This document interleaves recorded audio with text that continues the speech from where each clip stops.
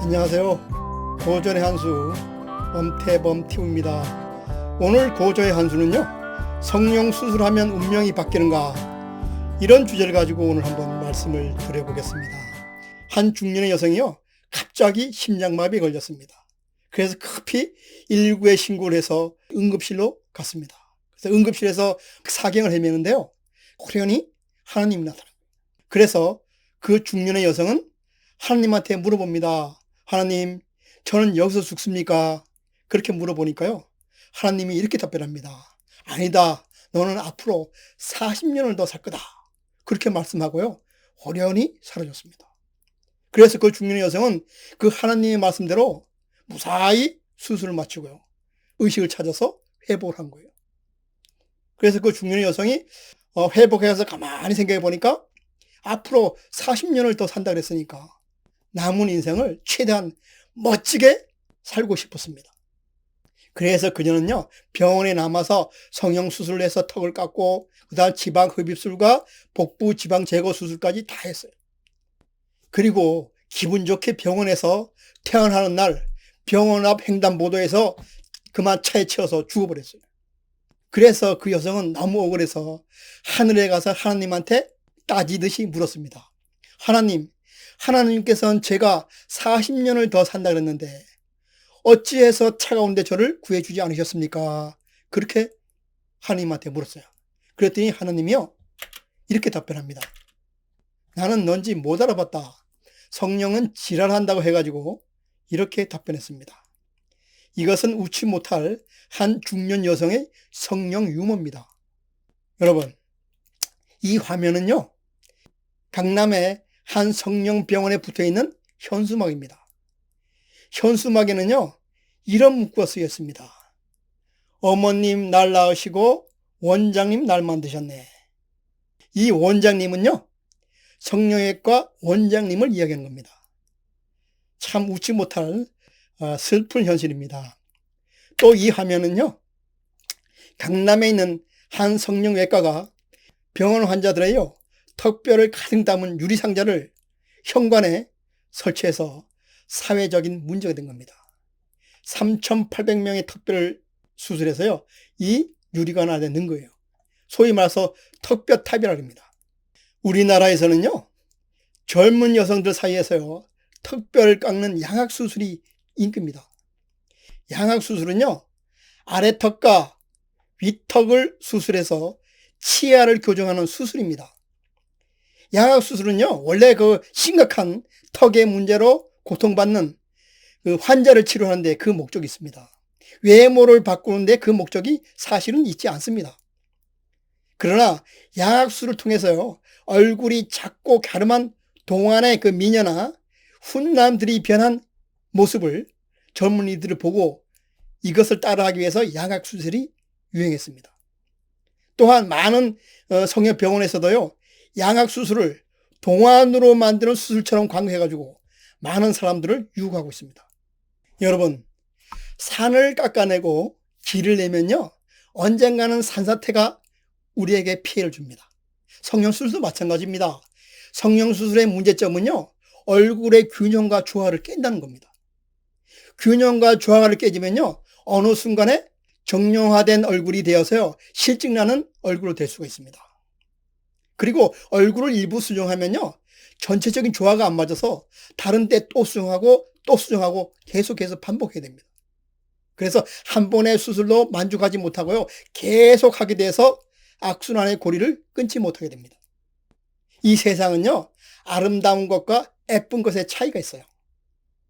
우리 얼굴도 아름다운 얼굴과 예쁜 얼굴의 차이점이 있습니다. 예쁜 것과 달리 아름다움은요, 여러 가지 요소가 결합해서 균형과 조화를 이룬 것을 말합니다.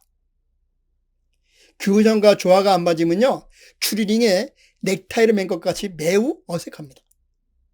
그래서 관상학에서는 가장 중요한 요소로 균형과 조화를 굉장히 중요시합니다. 그럼 관상학에서 말하는 성령의 문제점을요, 몇 가지 말씀을 드리도록 하겠습니다. 첫째로요, 쌍꺼풀 수술을 하면요, 이 눈덩이 부위의 살을 제거하게 됩니다. 그러나 당장은 깜찍하게 보일지 모르지만 어딘지 급하고 사납게 보일 수가 있으니까요. 특히 조심해서 해야 됩니다. 쌍꺼풀 수술을 하게 되면요. 눈두덩이가 좁아집니다. 그래서 소유하고 있는 부동산의 손실이 염려되니 각별히 조심해야 됩니다. 고 노무현 대통령이 눈두덩이 지방이 많아가지고요. 할 수 없이 성형수술을 했어요.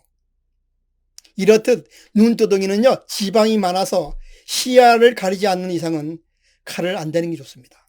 소위 말해서 저는 쌍꺼풀 수술을 권장하지 않는 편입니다. 둘째로는요. 코와 관련됩니다. 콧대를 높이는 성형은요. 뾰족 코를 만들기 쉽습니다. 콧대를 높이면 미간이 좁아져서요. 행운이 달아나고 포옹력이 없어져서 급박해 보입니다. 따라서 가급적 코는요. 손대지 않는 게 좋습니다. 셋째로는요. 턱은 말려눔과 지구력과 의지력을 보는 부위입니다. 턱을 깎으면요.